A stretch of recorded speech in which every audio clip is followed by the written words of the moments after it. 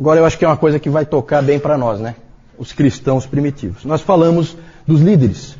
Nós falamos antes dos homens que estiveram à frente da igreja, dos principais líderes.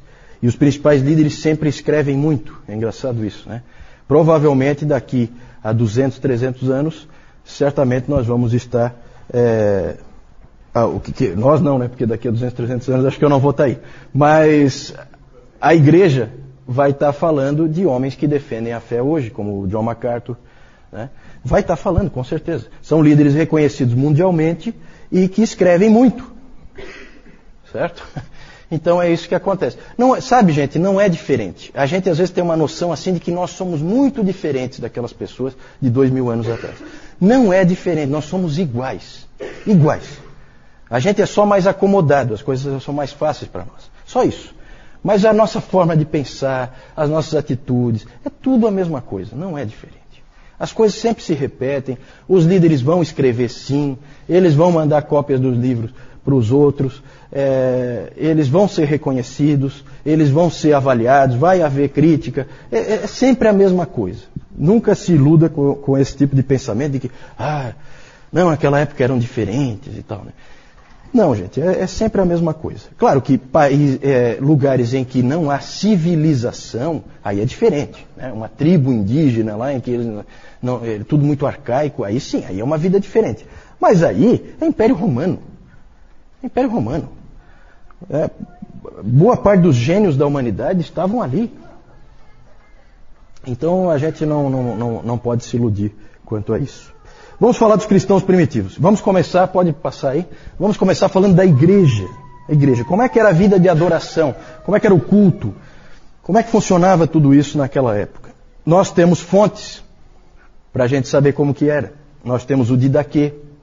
Nós temos um livro de Hipólito. Hipólito era um presbítero de Roma. Bem encrenqueirinho ele. Mas ele escreveu um livro interessante, A Tradição Apostólica, que fala muito sobre como a igreja funcionava. A primeira apologia de Justino Mártir também fala. E as próprias cartas de Plínio, o governador da Bitínia, para o imperador Trajano. Porque aí o Plínio dizia como que funcionava. Olha, eles são assim, eles fazem assim. Tudo isso aí são fontes para que a gente saiba como que a coisa funcionava naquela época. O povo de Deus reunia-se fielmente no dia do Senhor. Isso aí não dá para marcar quando começou a ideia do dia do Senhor. Isso aí sempre existiu na igreja, o dia do Senhor. E naquele tempo os presbíteros diziam assim para a congregação, eles acreditavam firmemente em Hebreus 10, 25. O que diz lá em Hebreus 10, 25? Vamos lá?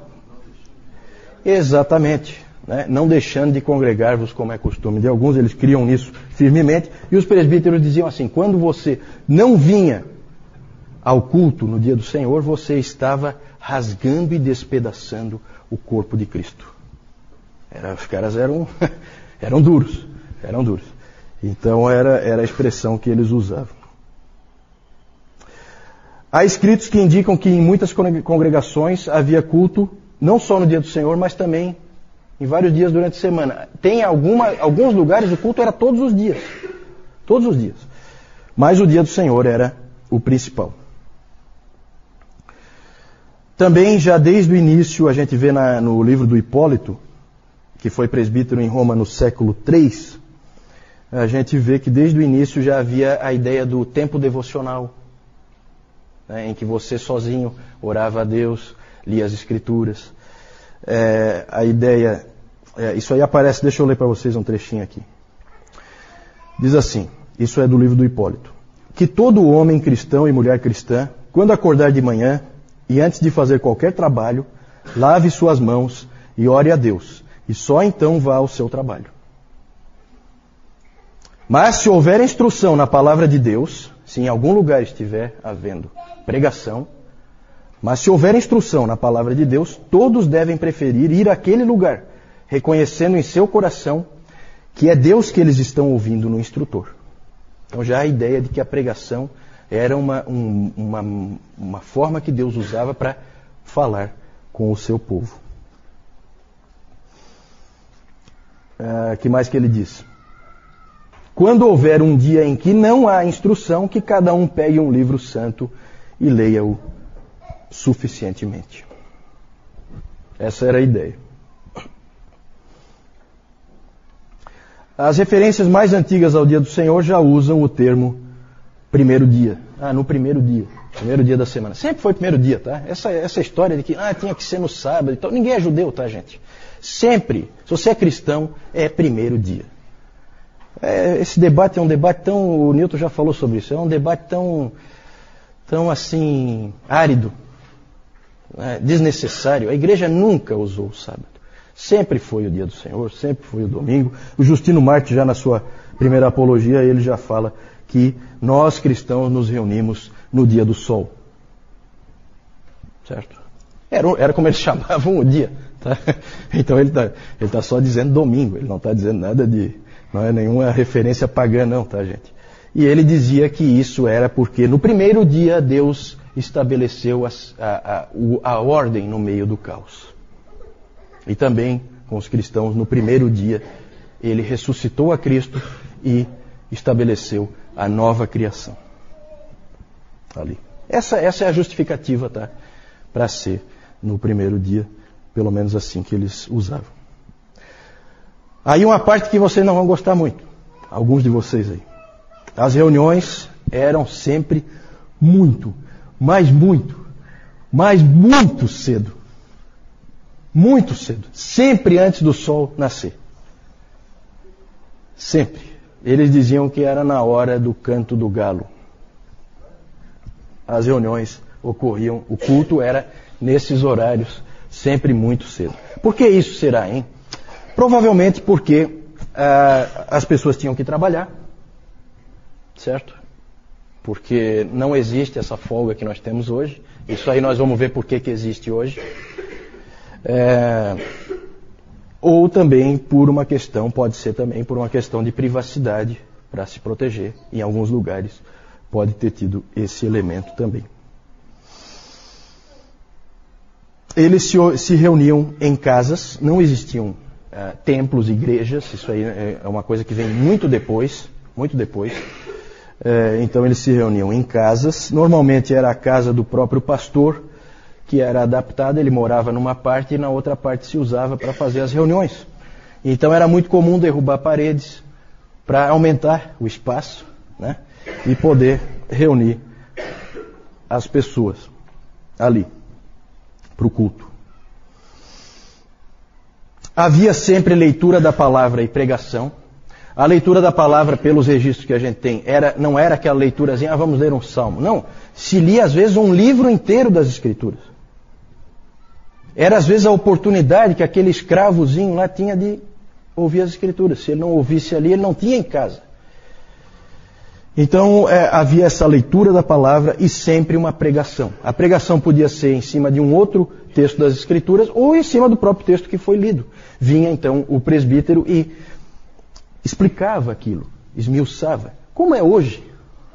Não tem diferença nenhuma. É a mesma coisa, tá? A pregação sempre existiu.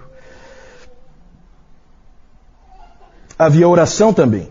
E a oração, quase com certeza, pelos registros que a gente tem, era de pé. As pessoas oravam em pé. Ainda hoje na Igreja Livre da Escócia ainda é assim, né? É interessante que eles ficam de pé para orar e eles sentam para cantar. No modelo da igreja primitiva e dos tempos da Reforma também. Na Reforma era assim também, né? Você fica de pé para orar e você senta para cantar. A oração normalmente era feita por algum dos líderes, algum dos presbíteros ou um diácono, e ele elevava a voz em oração extemporânea, e também era usado aquelas orações mais responsivas, né? Aquela oração mais litúrgica, que algumas igrejas, não é só a Igreja Católica Romana que tem esse tipo de oração, e existem igrejas protestantes que têm esse tipo de oração, em que, né, oração decorada, vamos dizer assim, em que o indivíduo puxa e a congregação responde e tal. Também isso aí existia.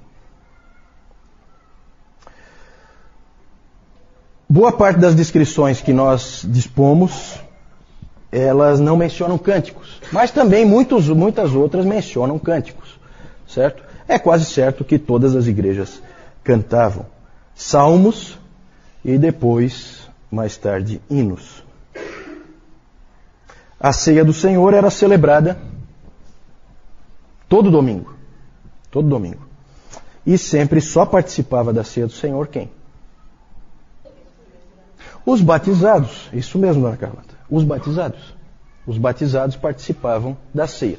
Os catecúmenos, os que ainda não eram batizados, e os visitantes eram dispensados.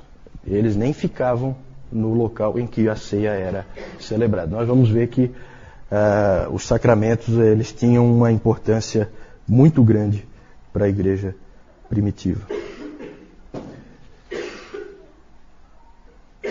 E aí, já que falamos dos batizados, começa a acontecer, segundo século e terceiro século, começa a acontecer um fenômeno estranho. O batismo começa a ser cada vez mais adiado. Cada vez as pessoas são batizadas mais tarde. Essa questão do batismo, isso é uma confusão, por isso que eu pus ali, é um problema sério. Porque começou a crescer uma estranha visão de que o batismo lavava os pecados. Olha só como é que as coisas começam a aparecer, as distorções doutrinárias. Então começou a aparecer essa ideia de que o batismo lava o pecado. E aí, era uma coisa muito grave voltar a pecar depois de ser batizado. Porque o batismo só podia ser um. Não podia ter 2 batismos. Então eles começaram a adiar o batismo para que não houvesse o risco do indivíduo pecar e aí não ter mais como lavar o pecado. Interessante, né? É uma coisa esquisita isso aí.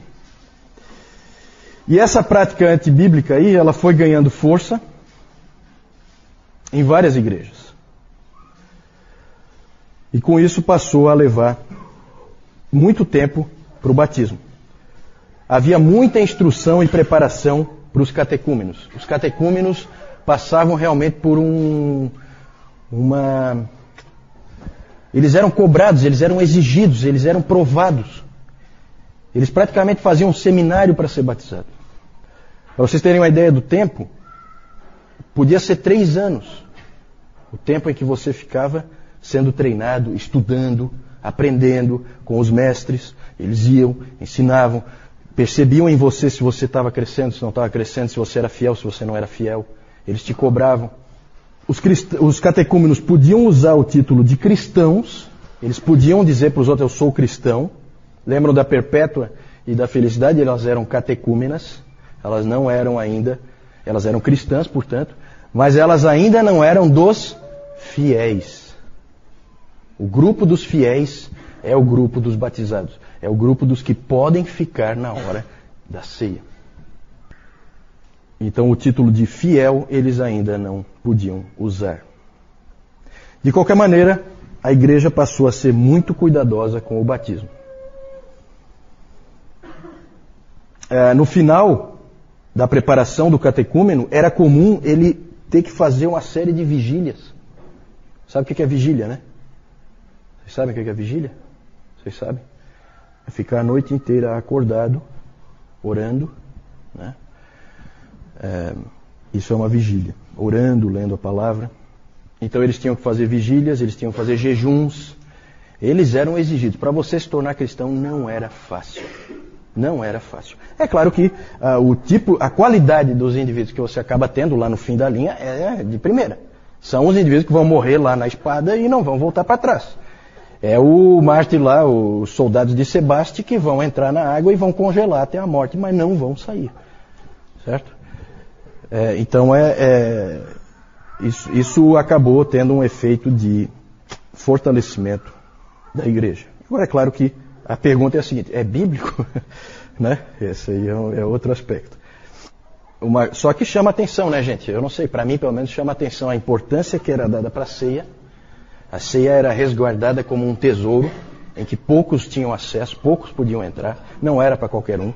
Então havia uma importância muito grande para aquele momento. O catecúmeno antevia aquele momento. Passou a ser comum fazer os batismos sempre no domingo de Páscoa, O domingo de Páscoa passou a ser a primeira data importante para o cristianismo, além do Dia do Senhor. Inclusive depois a questão da marcação da Páscoa virou um problema sério. Eu não vou entrar em detalhes, mas aí virou uma confusão a questão da marcação da data da Páscoa. O sentido do batismo, gente, não era claro. Como eu disse, estava ligado à remissão de pecados. E a própria ideia do pecado original, ela veio do batismo em vez do contrário. Em vez do batismo vir da ideia do pecado original. Então era uma coisa assim estranha. Era mais ou menos assim. Existia o batismo e ele tinha que significar alguma coisa. E ninguém sabia o quê. Então encaixaram um significado nele que não é o bíblico, né? O Didaquê ensinava que só podia haver um batismo. Então começaram esses outros livros a influenciar. Até hoje, todo mundo crê que só pode ter um batismo, né? A não ser que algum seja considerado inválido. Então, é comum nas igrejas batistas uma pessoa que era católica e foi batizada, né, católico não praticante, não sei o que e tal, foi batizada criança, é comum ela se batizar novamente, certo? Mas só porque considera inválido aquele primeiro, pela fé que ela tem. Mas ficou. O Didaquê disse que é um batismo só e ficou. E é isso aí, é verdade. E passou a ser um problema sério a questão dos pecados que são cometidos depois do batismo.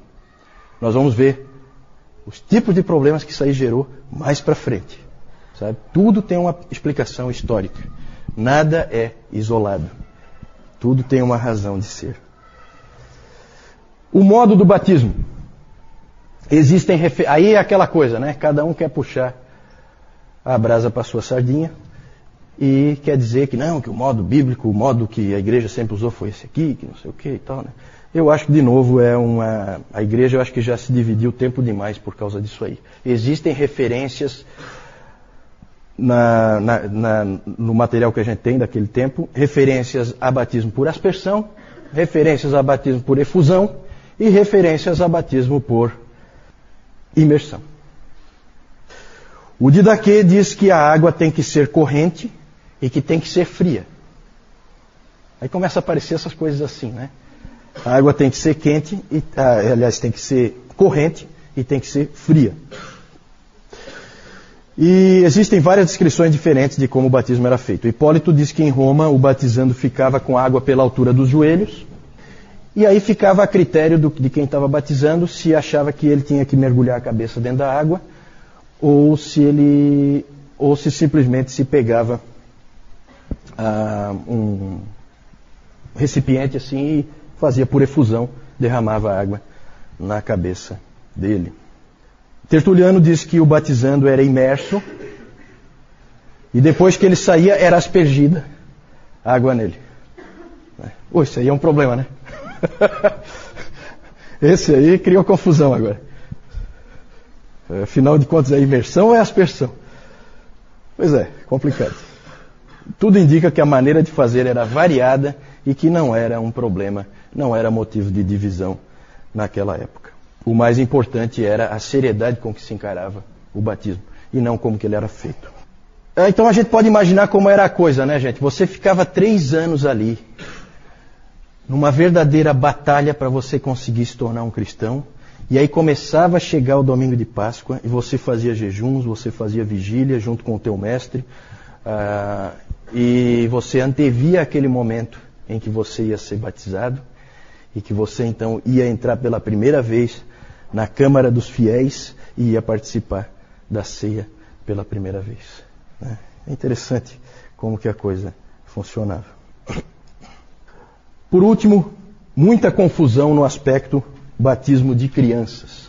Esse sempre foi um problema também na história da igreja. Continua sendo um problema, batiza, não batiza. O batismo infantil, pelo que se pode ver do ponto de vista histórico, é uma prática bastante antiga, mas sempre foi polêmica. Sempre foi uma prática que gerou todo tipo de dificuldade, porque o batismo sempre gerou todo tipo de dificuldade. O pensamento era muito confuso. Primeira pergunta que os teólogos se faziam: a criança é inocente? A criança nasceu, é inocente? Tem implicação isso aí? Tem. Se ela for inocente, precisa lavar pecado? Não tem pecado, não precisa lavar. Então não precisa batizar. Mas se ela nasce pecadora, aí a abordagem é completamente diferente. Então você vai ter várias formas de ver por parte dos pais.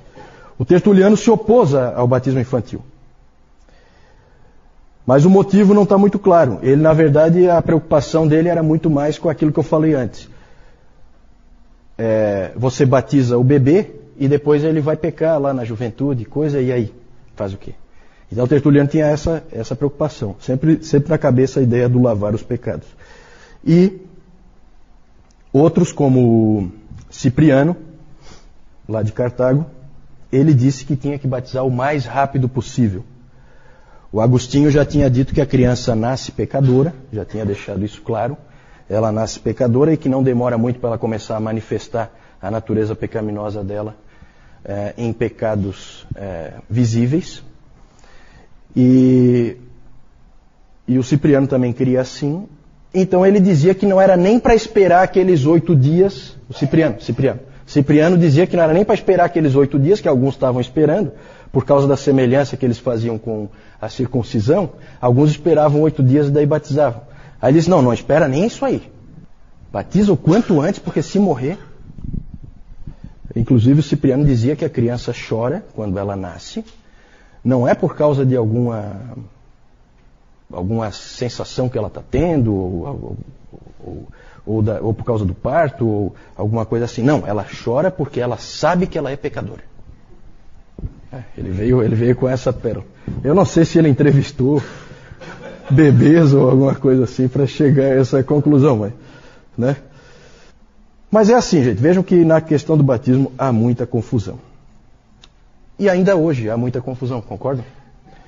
O batismo, e especialmente o batismo infantil, era uma prática em busca de uma teologia. Eu tenho já a coisa, eu só não sei por que eu faço. Certo? Isso aí gera todo tipo de problema. Né? Depois, com a reforma, essas coisas começam a ser mais aplainadas, as coisas começam a ficar um pouco mais claras. Nós vamos começar a perceber, gente, o quanto nós temos que ser gratos à reforma. Porque a coisa está começando a complicar. E começa cedo. O tipo de pensamento estranho que a gente vê aqui.